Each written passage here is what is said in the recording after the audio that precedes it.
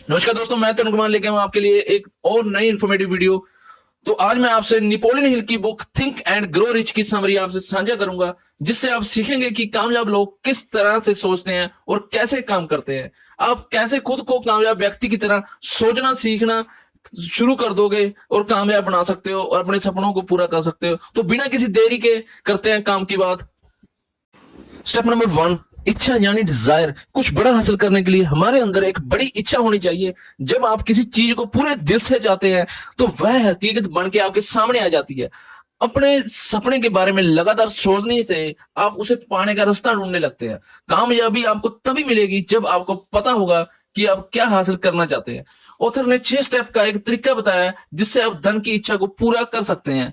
सबसे पहले आप यह सोचिए कि आपको जाना कहाँ है और कितना पैसा कमाना है। आपको एक फिक्स अमाउंट सोचना होगा ताकि आप आपके सपने को सच में पूरा कर सके।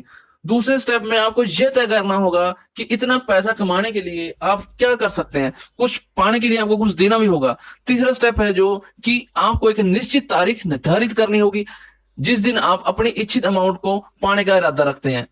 चौथा स्टेप है जो एक निश्चित योजना को आपको विचार करना होगा जिससे आप पैसा पा सकें और उस योजना पर आपको बिना झिझके आगे बढ़ना है। पांचवा स्टेप है जो कि आप अपनी योजना को कहीं लिख लें। और आखिर में छठा स्टेप है कि जब आपके पास पूरा प्लान आ जाए तो आप उसे दिन में 2 बार पढ़िए, सुबह उठने के बाद और रात सोने से पहले। ऐसा करके आप अपने काम पर नजर रख सकते हैं और उसे करने के लिए खुद को मोटिवेट कर सकते हैं। स्टेप नंबर 2, फेथ यानी अटूट विश्वास।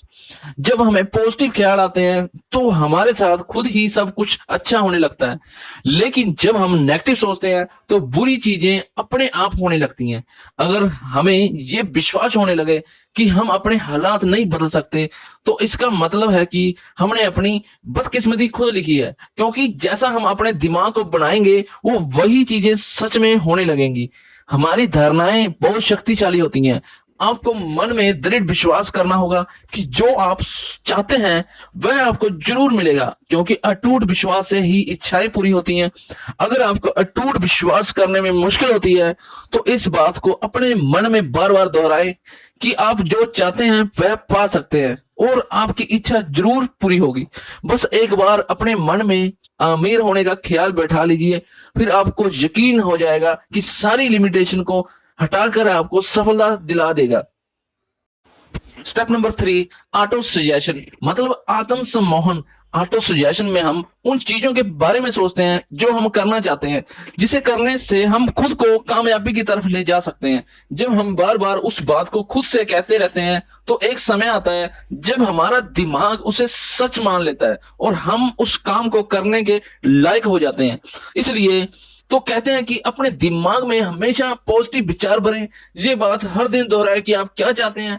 अपनी इस चाहत को अपनी आदत बना लें, फिर एक दिन आपकी यह आदत आपको असल में ऐसे मौके देगी जिससे आपकी सफलता एक हकीकत बन जाएगी। दोस्तों, ऑटो सजेशन की मदद से हम खुद पर भरोसा कर सकते हैं और वह काम कर सकते हैं जो हम करना चाहते हैं।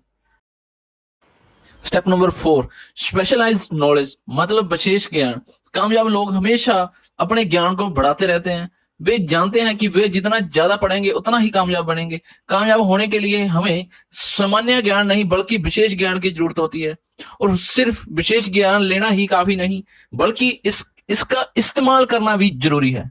सिर्फ नॉलेज हासिल करने से कोई सफल हो तो यूनिवर्सिटी के प्रोफेसर और साइंटिस्ट दुनिया की सबसे महान और कामयाब लोग होते, लेकिन ऐसा नहीं है। कुछ बड़ा करने के लिए सिर्फ ज्ञान की ही नहीं बल्कि विशेष ज्ञान की जरूरत होती है। विशेष ज्ञान को हासिल करने के लिए आपको किसी यूनिवर्सिटी में एडमिशन लेने की जरूरत नहीं है, ना ही आपको किसी डिग्री की जरूरत है।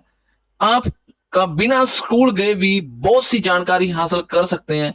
इसके लिए आप अलग अलग लेखकों की किताबें पढ़ें, सेमिनार या किसी एजुकेशनल प्रोग्राम में जाइए। विशेष ज्ञान मतलब अपने कार्य क्षेत्र का ज्ञान। उदाहरण के लिए महान खिलाड़ी मात्र कॉलेज की पढ़ाई करने से ही खिलाड़ी नहीं बनता, उसे अपने खेल के बारे में विशेष ट्रेनिंग लेना पड़ता है और लगातार प्रैक्टिस करना पड़ता है, जिससे वह एक महान खिलाड़ी बनता है। स्टेप नंबर 5, इमेजिनेशन मतलब कल्पना करना।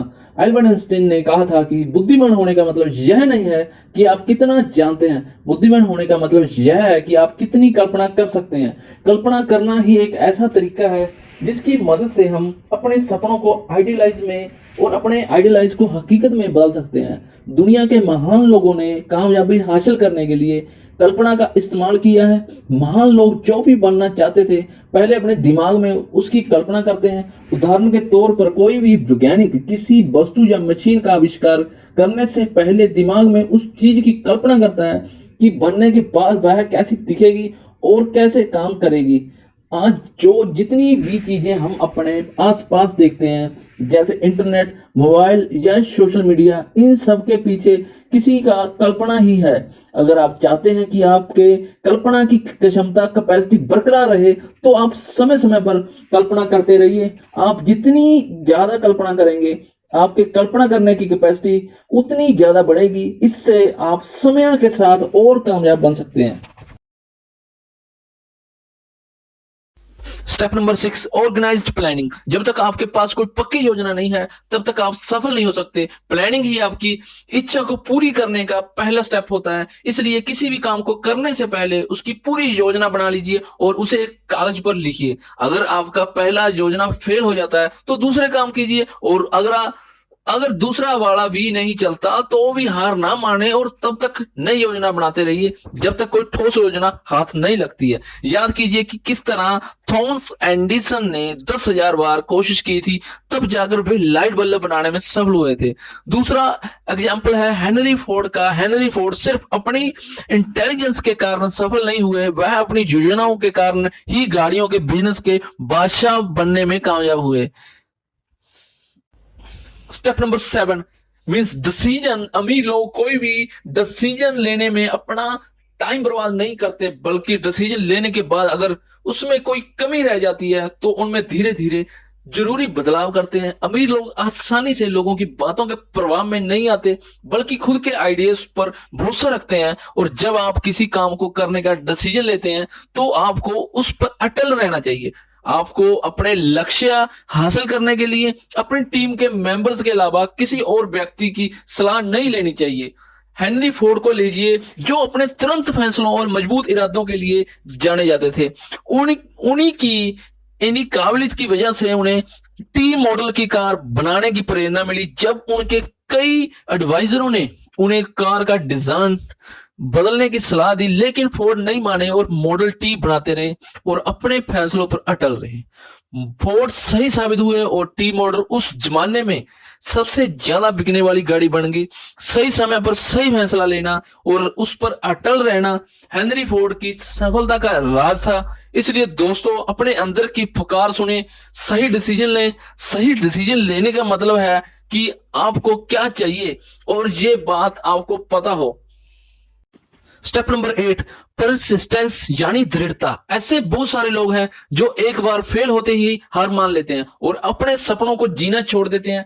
कई बार तो ऐसा लगता है कि कोई छुपा हुआ गाइड हमें परखने के लिए हमारे रास्ते में बहुत सारी रुकावटें डाल रहा है। हार हमारी विल पावर को परखने का बस एक तरीका है।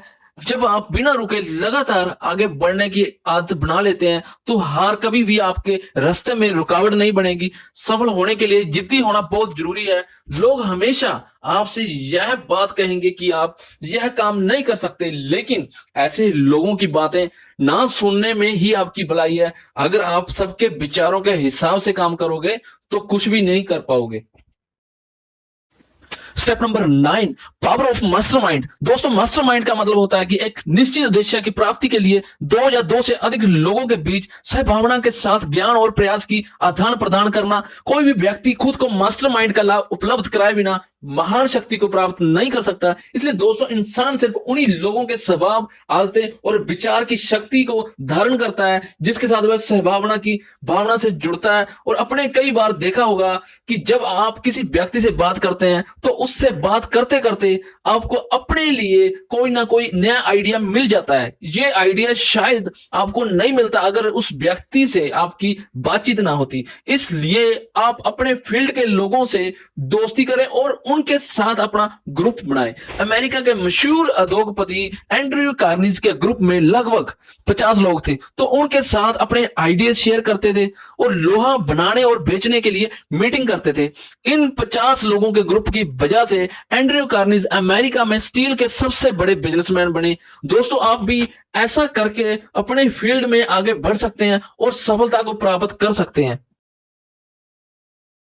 Step number 11, the subconscious mind. अब चेतन मन इंसान के सीमित मस्तिष्क और अनंत ज्ञान के बीच की जोड़ने वाली कड़ी है। यह ऐसा माध्यम है जिससे कोई व्यक्ति इच्छा से अनंत ज्ञान की शक्तियों को आकर्षित कर सकता है। आपने सबकॉन्शियस को मजबूत करने के लिए अपने दिमाग में पैसा, प्यार और जोश और उम्मीदों से ख्याल भरिए।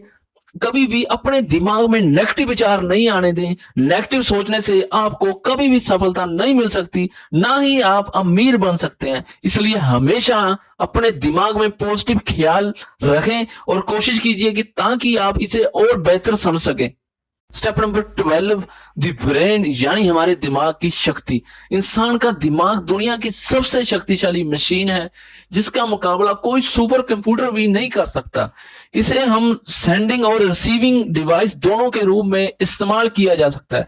क्या आप जानते हैं कि हमारे दिमाग के सेरेब्रल कॉर्टेक्स यानी इसमें 10 से लेकर 14 खरब नर्व सेल्स पाई जाती हैं और ये सारी सेल्स एक खास तरीके से ऑर्डर के हिसाब से व्यवस्थित हैं।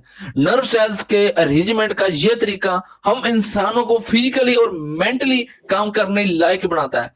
हमारे इमोशनल और मेंटल स्टेट के लिए भी हमारा ब्रेन ही जिम्मेदार होता है। ये वही दिमाग है जो हम सबके पास है, लेकिन हम सब उसकी शक्ति का पूरा इस्तेमाल नहीं करते।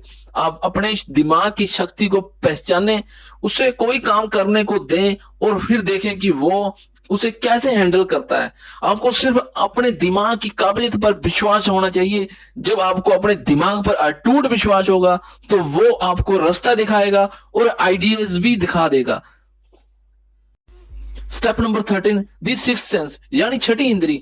सिक्स्थ सेंस हमारे सबकॉन्शियस माइंड का एक हिस्सा है जो हमारी क्रिएटिविटी, इमोशन को संभालता है। ये ही हमें दुनिया का इनफाइनाइट इंटेलिजेंस से जोड़ता है। ये सिक्स्थ सेंस हमारी मेंटल और स्पिरिचुअल स्टेट दोनों को जोड़ती है और एक ही मीडियम की तरह काम करती है, जो हमारे दिमाग को इस अनंत ब्रह्मांड के साथ कनेक्ट करता है। हमारी सिक्स्थ सेंस ना केवल हमें क्रिएटिव आइडियाज देती है बल्कि कई बार आने वाले खतरों का भी इशारा कर देती है। सिक्स्थ सेंस एक रिसीवर की तरह काम करती है जिसके जरिए हमारे दिमाग में किसी काम को करने का आइडिया आ जाता है। कोई व्यक्ति तब तक कोई चीज नहीं बना सकता जब तक उसके दिमाग में उस चीज का स्पष्ट विचार ना हो। जब थॉमस एडिसन ने लाइट बल्ब को बनाने की कोशिश कर रहे थे तो वो रोज बल्ब की स्पष्ट तस्वीर अपने दिमाग में देखते थे। आप डर को अपने दिमाग से बाहर रखें और पूरा ध्यान अपने गोल पर लगाएं। अपने दिमाग में अपने गोल को प्राप्त करने की स्पष्ट तस्वीर बनाएं।